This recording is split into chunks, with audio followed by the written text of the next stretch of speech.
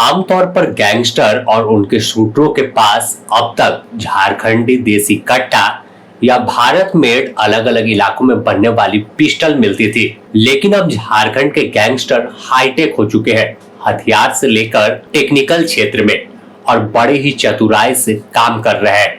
सबसे बड़ा चौंकाने वाला खुलासा प्रिंस खान गैंग को लेकर हुआ है, जिसके shooter Turkey made Zigana pistol का इस्तेमाल कर रहे हैं। यह वो पिस्टल है जो मिनट भर में दर्जन भर फायर कर सकती है। ऐसे में जानेंगे कि आखिर क्यों गैंगस्टरों की पहली पसंद जिगाना पिस्टल बनी है और कैसे देश के हाई प्रोफाइल हत्याकांड में भी इसी पिस्टल का जिक्र सामने आया था, जिसके बाद अब झारखंड तक इसकी तड़तड़ाहट गूंज रही है। इसका खुलासा रांची के टीटॉस रेस्टोरेंट हत्याकांड के दौरान हुआ कि यहाँ जो फायर की गई थी इसमें कोई देसी कट्टा नहीं बल्कि जिगाना पिस्टल का इस्तेमाल हुआ था।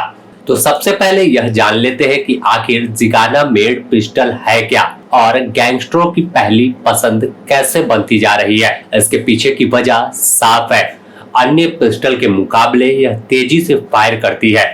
यही वजह है कि देश के सभी गैंगस्टर इसे अब इस्तेमाल में लाते हैं। चौंकाने वाली बात है कि इस पिस्टल का इस्तेमाल अब झारखंड में होने लगा। अक्सर देखा जाता था कि अपराधी जब कोई वारदात को अंजाम देते हैं तो वह जल्दबाजी में भागने की तैयारी भी करते हैं। ऐसे में देसी कट्टा या कोई देसी पिस्टल कभी भी धोखा दे सकती है, लेकिन जिगाना मेड पिस्टल ब्लॉक या कभी फंसने की समस्या इसमें नहीं आती, ऐसा कई मीडिया रिपोर्ट्स में पुलिस अधिकारियों ने दावा किया है। साथ ही इसमें एक बार में 17 राउंड मैगजीन जो है वो लोड होती है, जिसमें एक बार में आप 1 मिनट में 1 दर्जन से अधिक फायर कर सकते हैं। यानी बड़े ही आराम से आप एक बार में 12 से 15 गोली चला सकते हैं।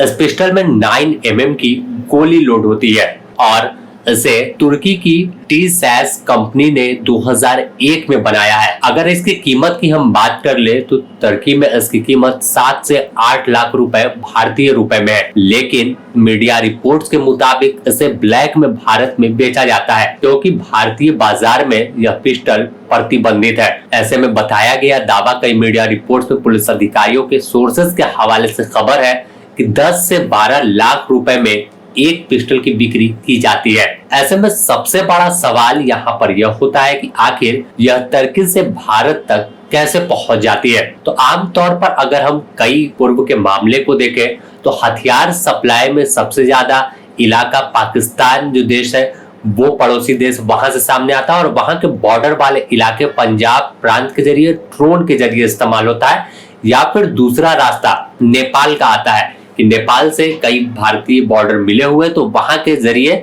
भारत में प्रतिबंधित पिस्टल पहुंचाई जाती है, तस्कर लेकर पहुंचते हैं।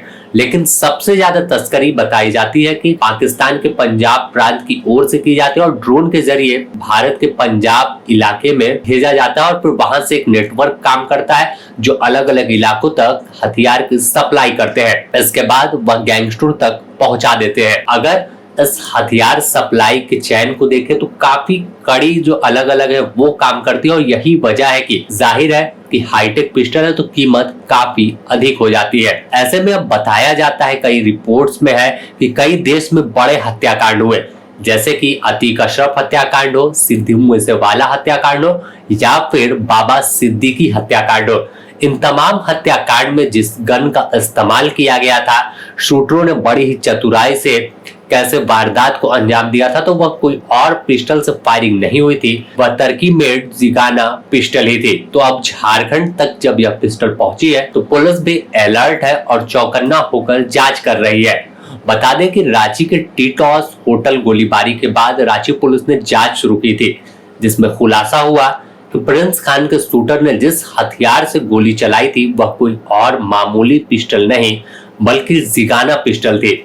इसी की गोली से होटल के एक वेटर की जान चली गई थी। इस हत्याकांड के बाद पुलिस ने जांच शुरू किया, जिसमें शूटर को गिरफ्तार कर लिया, लेकिन पिस्टल की तलाश अभी जारी है। अब पूरे मामले में यह भी पुलिस पता लगाने की कोशिश कर रही है कि आखिर इस गैंगस्टर के पास, इसके शूटरों के पास कितनी जिगाना मेड पिस्टल है और कैसे यह वारदात को अंजाम दे रहा था। तो पूरे मामले को लेकर रांची पुलिस अलर्ट, चौकन्ना है और संभावित ठिकानों पर छापेमारी कर रही है।